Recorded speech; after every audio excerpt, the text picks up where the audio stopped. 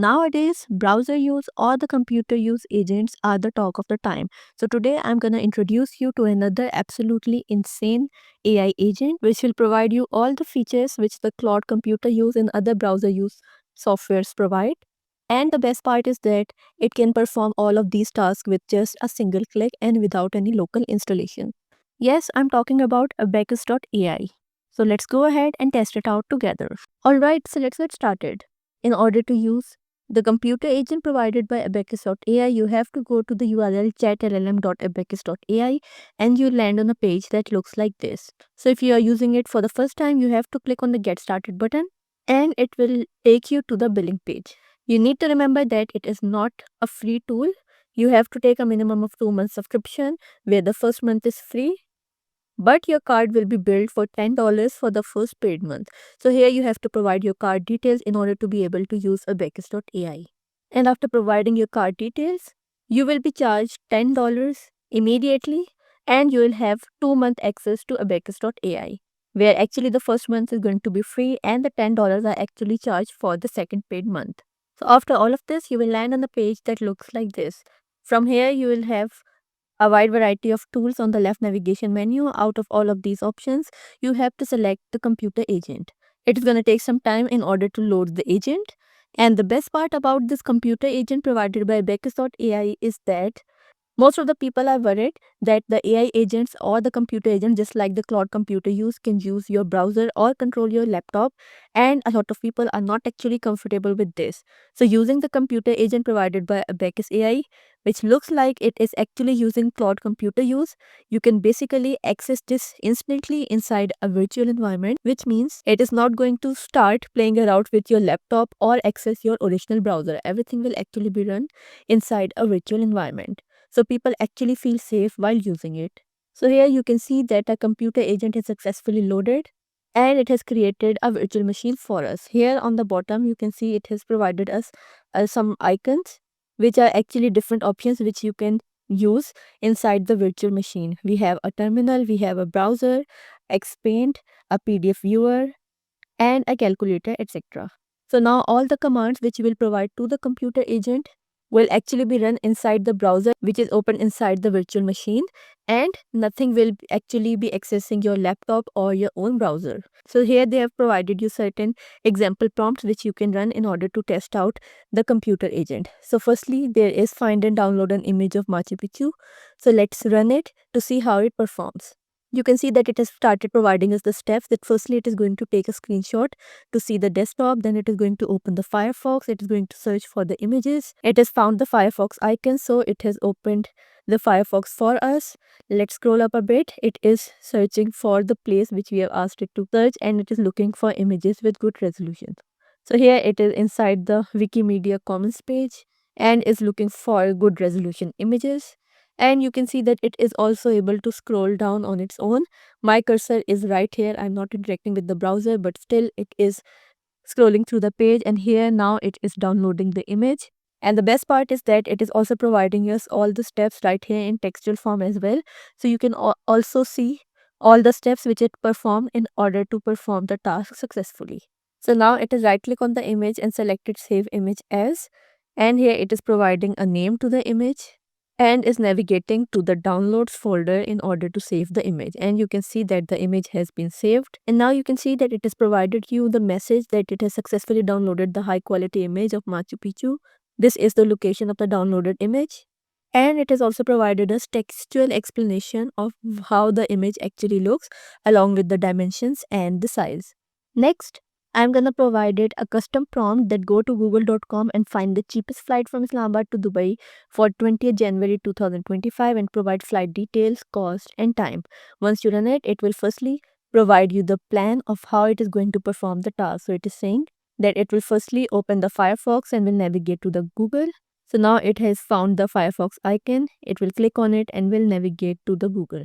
So here the Firefox is open. Now in the search bar, it is going to look for Google. And here you can see that it has redirected itself to the Google. Now it is searching for flight from Islamabad to Dubai for January 20th, 2025, and is going to look through different links which are provided. So now it is going to select the required fields in order to look the flight for the correct destination and for the correct dates. So you can see that it is going towards the flight tracker. And here it is saying that I'll use the arrow keys to navigate to the January 2025 and then select the 20th. So here is the date. Now it is going to change the date and it has clicked the search button. And then it is saying that the application is showing packages that include both the flight and the hotel. So now it is going to try to filter to see just the flight option. So here it is applying the filter just to see the flight. And now it can see the flight details. And after performing all the different steps, it has provided us the cheapest flight for 20th January from Islamabad to Dubai, which is of this particular cost for a single adult passenger. Let's move towards the next use case. In addition to using the computer agent like the Claude Computer use, you can also use it to perform financial analysis or to generate different type of content too. So here I'm going to provide it a prompt to perform financial analysis. So I'm going to say analyze the stock price data for the past 5 years and recommend investment strategy to maximize the returns and include the risk analysis. Once you run it, so you can see that it has opened the Firefox once again and has redirected itself to the finance.yahoo.com website. From here, it is actually looking at the stock price data for the past 5 years. And then after fetching the data, it is going to provide us a recommendation for the investment strategy to maximize the returns. Alright, so on the basis of the data that is fetched while browsing through the Yahoo Finance website, these are the key observations and recommendations. Firstly, it is performing a market analysis for the past 5 years. It says that the S&P 500 has shown significant growth since 2020. This is the current level, which is of January 2025. The market has demonstrated resilience despite the various challenges.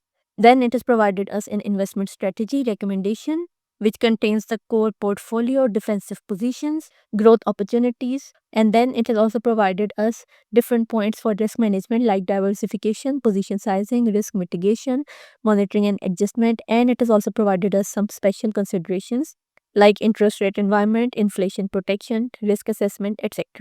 So in this way, you can see that we provided it a prompt to perform financial analysis, and the computer agent browsed through the Yahoo Finance website using the browser and then fetched the data for us and performed financial analysis and provided us different recommendations and suggestions. Another great feature provided by Abacus.ai is that it allows you to generate the content just like you can use the ChatGPT to generate content on any topic that you want. So let's see how you can do that. Here I'm going to provide it the prompt that says create an article on the evolution timeline of the DeepSeek LLM in the format of medium.com. Once you run it, it will say that it will help you in creating a medium style article, but firstly it will open the Firefox in order to gather the accurate information, and then on the basis of that information it is going to create the article for us. Okay, so within no time it has created the article for us. So here is the article. The title of the article is Evolution Timeline of DeepSeek LLM, A Journey Through AI Innovation. So firstly, it has provided us an introduction, then we have the early development, and we have the heading for the key milestones where it has provided us information about the different versions of the DeepSeek model and when they were released along with their size.